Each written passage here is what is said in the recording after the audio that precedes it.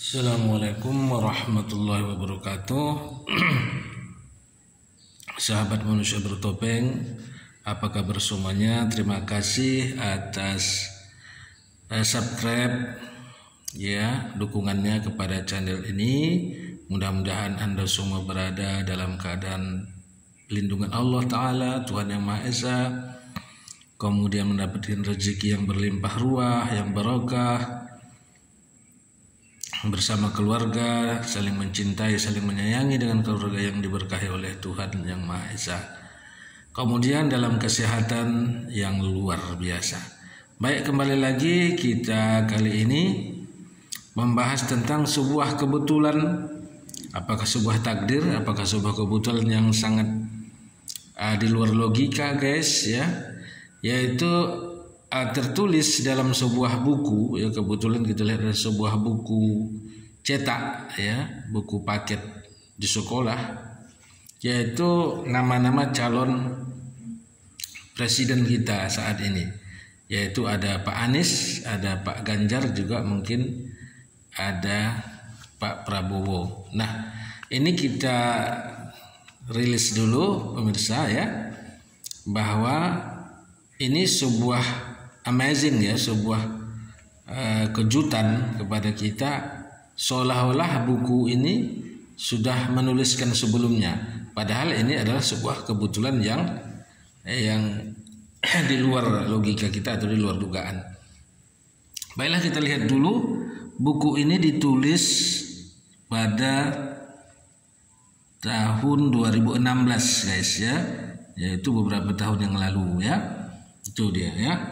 Dan dicetak kembali, ini dia, yaitu edisi 2017, yaitu Kementerian Pendidikan dan Kebudayaan Republik Indonesia. Ini dia guys ya. Nah, ini ya, jadi bukan bohong-bohongan, untuk mata pelajaran bahasa Inggris kelas 8 atau kelas 2 SMP guys ya.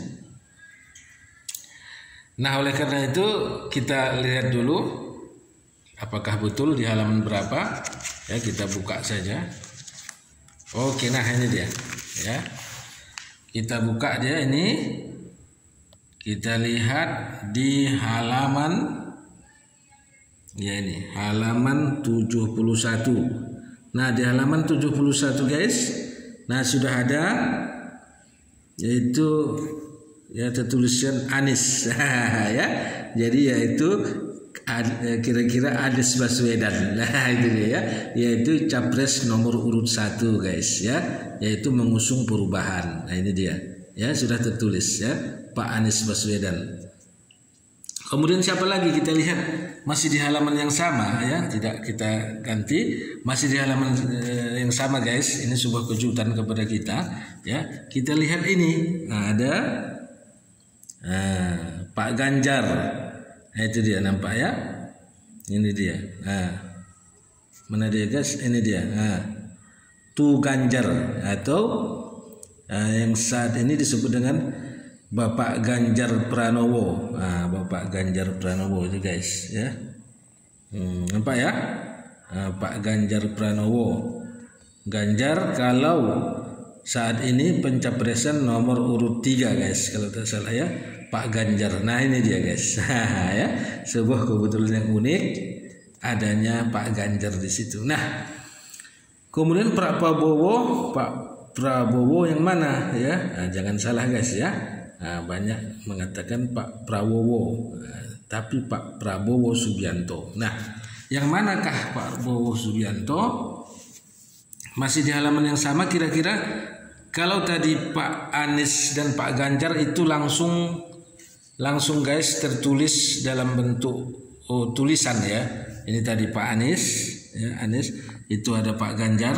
Nah, sementara Pak Prabowo ya, yaitu nomor urut 2, itu biasanya di tengah guys. Nah, jadi dia disamakan dengan ini guys. Ini grandma. Nah, itu dia grandma. Grandma. Jadi secara implisit itu kira-kira Pak Prabowo dengan usia. Nah, kira-kira, maaf ya para pendukung Pak Prabowo ya. Jadi karena di sini tidak tertulis langsung nama Pak Prabowo, tetapi bisa kita ambil iktibarnya atau secara eksplisit, yaitu tulisan grandma. Grandma artinya adalah nenek, yang mana usia ya kita kaitkan dengan usia, yaitu Pak Prabowo usianya sudah mencapai 72 tahun guys saat ini. Nah, kira-kira yang sesuai sepadan itu dengan grandma atau usia nenek atau kakek kita.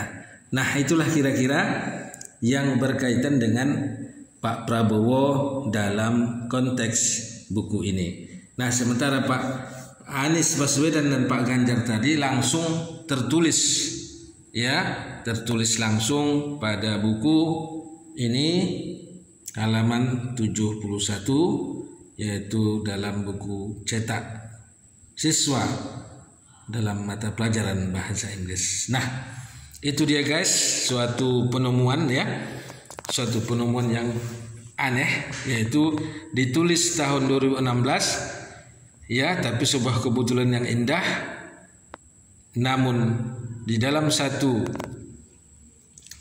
kertas yang sama berurutan ada Pak Anies, ada Pak Ganjar, ada Pak Prabowo. Nah, inilah sebuah penemuan baru guys yang akan viral ya.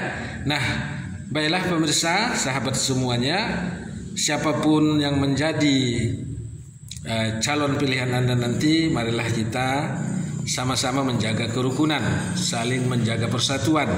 Artinya silakan memilih yang mana yang sesuai dengan hati nurani kita masing-masing ya. Masing-masing calon memiliki kelebihannya masing-masing. Mungkin masing-masing calon juga punya kelemahan masing-masing. Nah, oleh karena itu mari kita pilih sesuai hati nurani, dengan track record, dengan kebijakan-kebijakan, dengan hal-hal yang membuat kita tertarik terhadap satu calon tersebut. Dan kemudian kami harapkan kepada pemangku-pemangku kebijakan yang melangsungkan daripada pemilihan nanti, baik itu pemilihan umum untuk DPRD, DPR RI, DPD dan lain sebagainya, apalagi khusus capres ini, baik untuk KPU, MK dan lain-lain aparat, kita harapkan netral, betul-betul bekerja dengan baik, jangan ada kecurangan-kecurangan di sana sini. Nah, kenapa rakyat atau netizen sangat mengharapkan itu ya? Nah, kita lihat bahwa saat ini memang ada semacam hal-hal yang ganjil ya. Yang pertama hal ganjil yaitu dari keputusan MK yang pertama, yaitu semula calon presiden itu harus 40 tahun minimal, 40 tahun ke atas, tetapi dibuat menjadi 40 tahun ke bawah. Jadi ini dipertanyakan oleh para netizen. Nah, silakanlah menjawab alasannya masing-masing ya. Tulis di kolom komentar ya guys. Nah, yang kedua membuat netizen atau rakyat juga bertanya-tanya ya tentang capres atau cawapres yang menduduki jabatan tertentu saat ini ada peraturan baru, yaitu tidak harus mundur seperti tahun-tahun sebelumnya. Nah, kita ingat tahun 2019 yang dahulu ya, yaitu ketika Pak Sandiaga Uno yang saat itu menjabat sebagai wakil gubernur DKI Jakarta ya, mendampingi Pak Anies, beliau mau calon menjadi wakil presiden bersama Pak Prabowo, maka Pak Sandiaga Uno ini harus mengundurkan diri dari jabatannya sebagai wakil gubernur. Begitu juga pasangan-pasangan lainnya. Namun kali ini ada peraturan baru bahwa tidak perlu seorang pejabat baik itu di wali kota atau gubernur atau menteri tidak perlu mundur dari jabatannya untuk mencalon sebagai capres atau cawapres. Nah, ini kan sebuah pertanyaan nih guys ya. Sebuah pertanyaan, loh kok ya seenak-enak gue, semau gue gitu ya, semau gue gitu. Jadi ada hal-hal yang mengganjal di hati masyarakat dan ini tidak boleh kita biarkan, kita diamkan begitu saja. Kita takut pergolakan yang lebih besar. Jadi mohon kepada pihak-pihak pemerintah atau pemangku kebijakan ini jangan membuat kebijakan-kebijakan yang aneh yang justru seolah-olah untuk membela sebuah calon atau sebuah calon tertentu begitu, diarahkan untuk memenangkan calon tertentu. Di sini kita lihat, bisa kita lihat benang merahnya ya, mulai dari MK, KPU seperti itu. Nah jadi sebagai warga tentu rakyat berpikir gitu, rakyat ini tidak bodoh seperti itu. Nah jadi bisa kita lihat podcast juga banyak yang mengalami hal yang ganjil begitu ya, tersadar. Nah, oleh karena itu yang kita harapkan jangan lagi ke depan ini adanya hal-hal pemangku kebijakan itu membuat aturan yang seenaknya gue, semau gue. Tujuannya, endingnya untuk membela atau berpihak kepada calon-calon tertentu. Nah inilah yang kita harapkan tadi, kenetralan itu. Netral yang dimaksud adalah bukan simbolis di bibir saja para pejabat itu, yaitu netralitas dalam tindakan, netralitas dalam kebijakan. Nah yang terakhir kita lihat mengenai debat ya, mengenai debat capres cawapres. Kalau tahun-tahun sebelumnya sejak era reformasi itu yaitu capresnya ya debat tersendiri, cawapres debat tersendiri ya. Namun baru-baru ini KPU ya mengeluarkan rilis peraturan bahwa tidak ada debat cawapres. Nah, ini juga kenapa takut cawapres tertentu untuk daripada debat ya, mengeluarkan ide-idenya karena masyarakat ya pemilih itu memerlukan sebagaimana kecerdasan calon. Kita lihat visi dan misinya, kemudian bagaimana kecintaannya terhadap bangsa, bagaimana pola pikirnya. Nah inilah yang harus masyarakat harus tahu dan akhirnya memilih. Tetapi KPU justru mengeluarkan peraturan tidak dibuatnya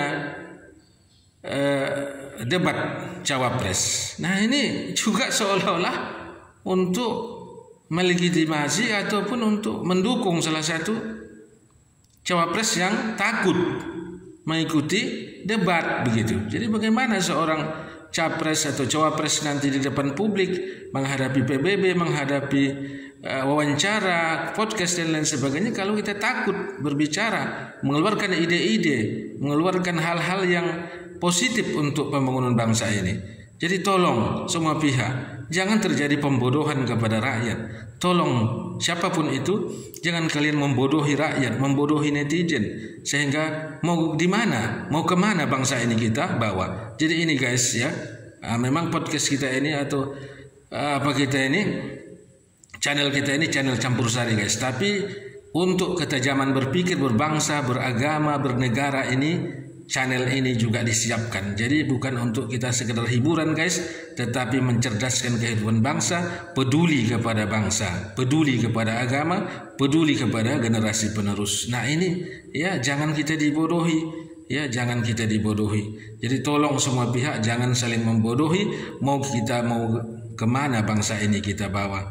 Jadi oleh karena itu adanya hal-hal aneh ini tadi, rakyat khususnya yang beragama Islam ya kita anjurkan berdoa terus supaya tidak ada terjadi kecurangan dan hal-hal lain, perundangan yang nyeleneh, yang semau gue ya, yang menciptakan sebuah ketidakberesan, ketidakwarasan. Oleh karena itu kita lakukan kewarasan, selalu kita berdoa. Nah kita jangan lupa berdoa sebanyak-banyaknya sesuai dengan agama kepercayaan kita masing-masing untuk kebaikan bangsa, agama, kebaikan Palestina, kebaikan seluruh umat manusia.